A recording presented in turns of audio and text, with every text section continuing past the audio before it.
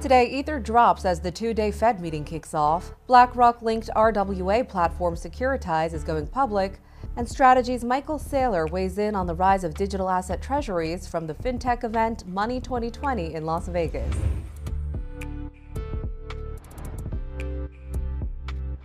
Welcome to CNBC's Crypto World. I'm Talia Kaplan. Cryptocurrencies are mixed as the two-day Fed meeting kicked off today, where the central bank is expected to cut its benchmark rate for a second time this year. As of noon Eastern, Bitcoin fell slightly to $114,600. Ether dropped nearly 2% to $4,096, and Crypto.com's Cronos token, the outlier of the bunch, jumped more than 6% after the crypto exchange and President Trump's social media platform Truth Social announced a partnership. We'll have more on that in just a bit, but first, let's check out some more of the top stories.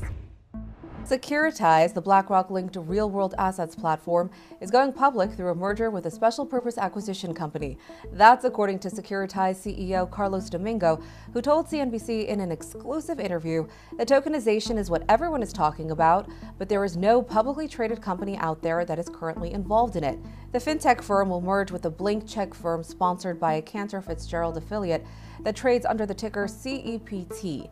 After the merger, the new entity would trade on the Nasdaq under the ticker SECZ. The deal put Securitize at a $1.25 billion valuation in pre-money equity. Securitize has been a major player in the tokenization space. Back in 2024, it partnered with BlackRock to power its tokenized money market fund. Next, Circle CEO Jeremy Allaire joined CNBC's Money Movers this morning, where he announced the launch of a new blockchain business called Arc. It's an open Layer 1 blockchain network designed to meet the needs of developers and companies bringing more economic activity on-chain. Companies joining the testnet include Goldman Sachs, BlackRock, MasterCard, Invesco, and HSBC. Payments is a great application, and so stablecoin money as a way to do payments, or as a way, for example, to do foreign exchange, or to do lending, or to do agentic commerce or agentic payments. There are so many different parts of the financial system, and we typically think about storing and moving money because obviously we're quite significant in that with USDC and stablecoins, but more and more, it's actually about the other building blocks of the financial system. It's the actual trading markets, the exchange markets, collateral, financial contracts that exist between firms. So more and more of the financial guts of the way the economy works is going to actually move onto the internet. And ARC represents a new operating system, in a sense, for that activity. Allaire told CNBC that he sees tremendous revenue potential for Circle and the businesses who build on top of ARC with this new blockchain. As of noon, Circle shares fell 2.7%. Back to that new partnership between Crypto.com and Trump's social media company Truth Social as we round out today's top stories. As of midday, Trump media shares rose after that partnership to launch prediction markets on Truth Social called Truth Predict was announced. Crypto.com CEO Chris Marszalek spoke about the new partnership, saying in a statement that prediction markets are poised to be a multi-deca-billion-dollar industry and that Crypto.com is thrilled to support the world's first prediction market on a social media platform. According to the announcement, the partnership would also allow users to convert rewards earned on Truth Social platforms called Truth Gems to Crypto.com's Cronos token. The Cronos tokens can then be used to buy Truth Predict contracts. All right, for our main story, Money 2020 kicked off this week in Las Vegas, and Crypto World's Mackenzie Sigallo sat down with Strategy Executive Chairman Michael Saylor. The company pioneered the strategy of corporate crypto holdings, and Mackenzie asked him about the rise of digital asset treasuries holding all kinds of cryptocurrencies. Michael, this is your first interview since the S&P granted its very first rating to a Bitcoin-focused company. Is that correct? That's correct. So tell me about this announcement, what the significance is to the industry. Well, the news just came out today. S&P put out a press release that they've granted, for the first time, to a Bitcoin treasury company a credit rating.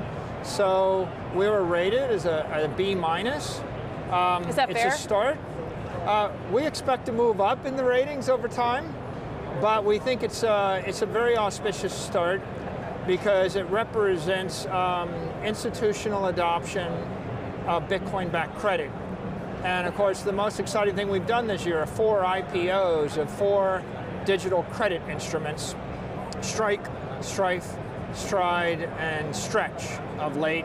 And now that we've got an S&P credit rating, that's going to open up the market. There are hundreds of billions, if not trillions of dollars of capital that won't buy an unrated instrument that can go ahead and acquire a rated credit instrument. So it's really a great day for us and for the entire crypto industry, I think. This was the summer of the DAT trades, the digital asset treasury companies that kept springing up, whether it was holding Bitcoin or Solana or name your altcoin.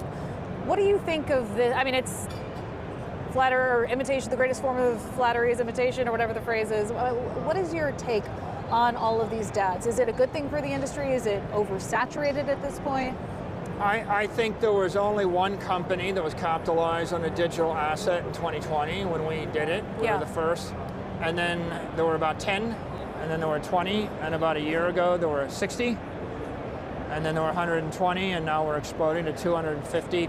I think it's indicative of the digital transformation of the capital markets. I think we're going to see 500 companies, then 1,000, then 2,000, then 5,000. Eventually, I don't know why every forward-thinking company wouldn't start to hold some digital assets on their balance sheets.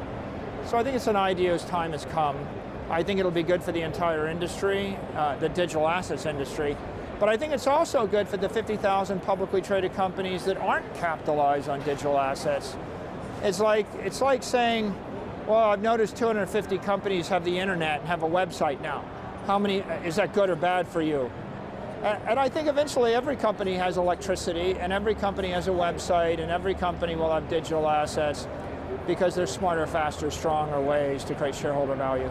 So many of my conversations over the last few days have been with traditional payment networks. So whether it's a Visa or an Amex, and the work that they're doing with the generative AI players, sometimes in the context of agentic commerce, or other ways to just be a part of the, I don't know, the cutting edge, what the financial stack looks like now. Where does cryptocurrency fit into that, or Bitcoin in particular?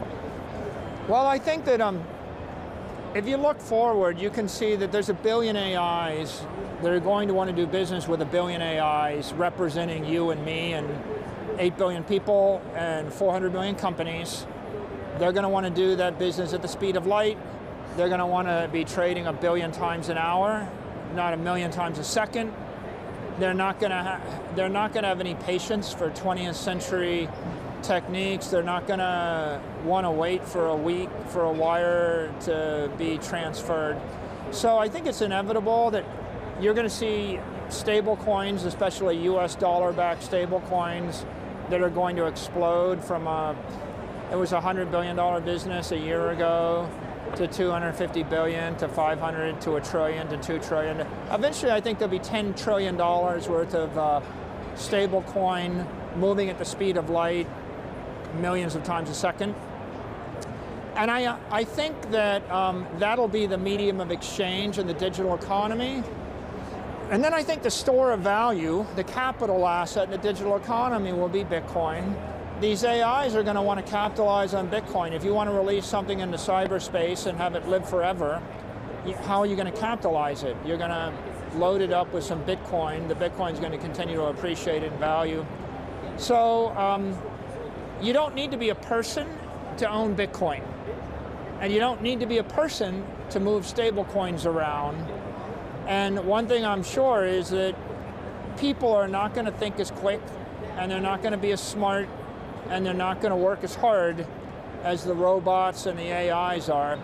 So it'll be a digital economy on digital rails with digital currency and digital capital, and that again is auspicious for the industry, but also it's good for the human race. I'd be remiss not to ask you about where the industry is headed with respect to the markets and the price charts and all of that. And I say that keeping in mind that we saw this huge surge in the price as we saw the spot Bitcoin ETFs come online and a lot of that institutional money flow in, and that was absent the banks actually custodying the cryptocurrencies themselves, which has been seen as another potential unlock. With these digital asset treasury strategies, also more upside, it seems, in the crypto in the crypto charts. Talk to me about where you see Bitcoin hitting at the end of the year and in a year from now when we're back at this conference. Well, I think Bitcoin's going to continue to grind up. I think the volatility is coming off of it as the industry becomes more structured with more derivatives and more ways to hedge it. Our expectation right now is end of the year, it should be about $150,000. And that's the consensus of the equity analysts that cover our company and the Bitcoin industry right now. I don't know why it won't grind up to $1 million a coin over the next 4 to 8 years. I would think not less than 4, not more than 8. And of course, my long-term forecast is it goes up about 30% a year for the next 20 years, and we're headed toward $20 million Bitcoin. Michael Saylor also explained the different financial instruments offered by Strategy. You'll be able to check out his full interview from Money 2020 over at cnbc.com/cryptoworld. Okay, that's all for today. We'll be back again tomorrow, and we'll see you then.